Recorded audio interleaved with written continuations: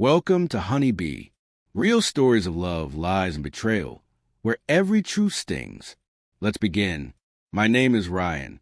When my wife Rebecca kept saying she never felt excited or turned on, she had no idea what her sister, who had been staying with us, was about to tell her in response. What she said left the entire room silent. I first met Rebecca, the woman who would eventually become my wife, through what I jokingly call an old-fashioned setup. My aunt was the one who arranged it. It wasn't anything dramatic, just a quiet suggestion from someone who knew both of us well enough to think we might be a good match. She told me Rebecca was a kind, grounded person, but also gave me a small warning. She was very reserved. Reserved as in she liked to keep to herself, avoided social gatherings, and didn't enjoy small talk. My aunt even mentioned that her quiet, private nature was probably why her past relationships hadn't lasted long. Rebecca didn't go out often, rarely joined in on social events, and had a hard time connecting with people who wanted a bubbly, outgoing partner. Why my aunt thought I'd be a good fit for her was simple. I'm the same way. I'm not antisocial, but I've never been a life-of-the-party guy. I'd rather stay home with a book than go to a crowded event. I'm comfortable sitting next to someone in total silence for hours and still feeling like we shared a meaningful moment. My family thinks that's odd, and maybe it is, but that's who I am. I've never needed constant excitement or noise. I value calm and stillness. So, in my aunt's mind, pairing me with Rebecca was a perfect idea. Two quiet, low-maintenance people, no drama. When I agreed to meet her, I wasn't exactly nervous, but I wasn't overly eager either. It was more of a let's see how this goes situation. We went for coffee, and at first, it felt a little awkward. We talked, but there were plenty of pauses. Neither of us tried to fill every silence. Some might call that boring, but I found it natural. She didn't try too hard, and neither did I. We just let the moment be what it was. By the end of that meeting, we agreed to see each other again. We didn't rush into anything serious.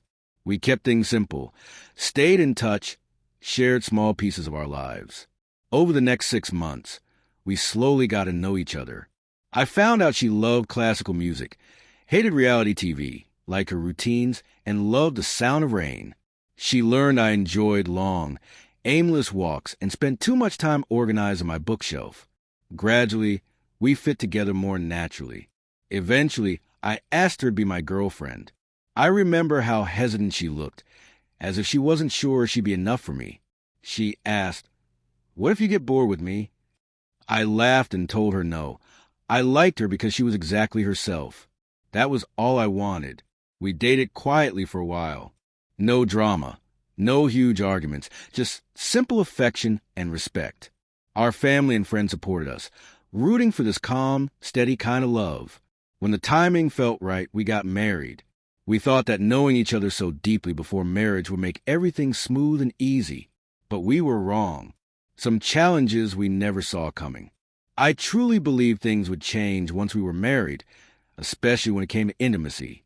I thought the closeness we built while dating would naturally grow into something deeper, both physically and emotionally. But I was wrong. Looking back now, I can admit that even during our dating phase, intimacy wasn't our strongest point. I just didn't want to admit it at the time, because everything else between us seemed to work so well. The truth was, whenever I tried to get close, she would often pull back or tense up. When she tried, it felt mechanical, like she was just going through the motions. There was always a reason.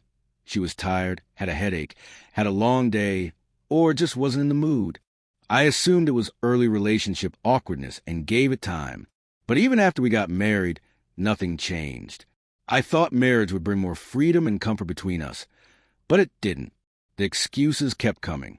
The rare moments we were intimate felt like she was crossing something off a to-do list rather than want to share it with me.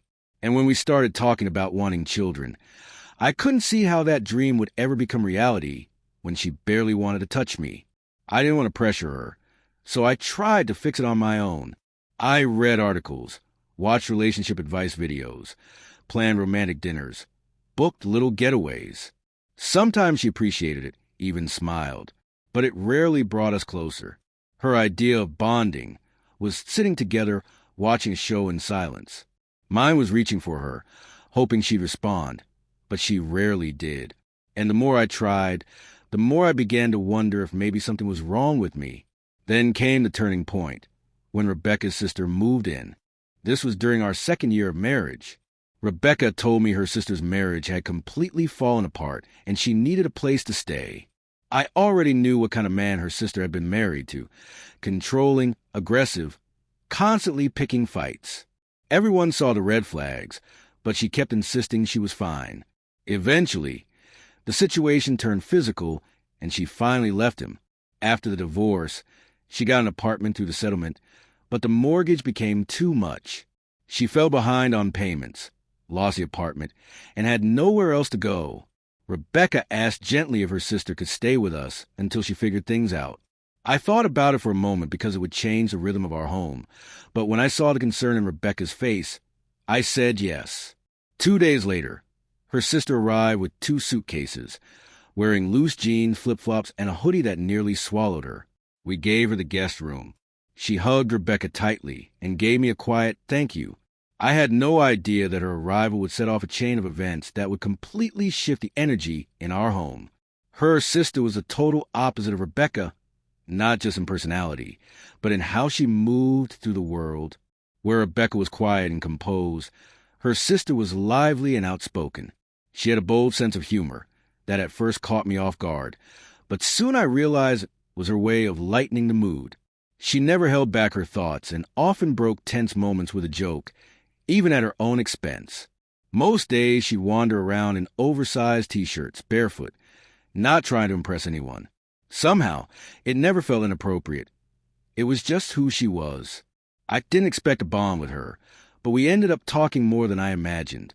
I even opened up to her about things I hadn't said out loud before. One evening, I finally gathered the courage to talk to Rebecca about what had been weighing on me. We were sitting in the living room. I asked carefully, "Can we talk about what's going on in the bedroom?" She didn't look surprised. She'd clearly been expecting this.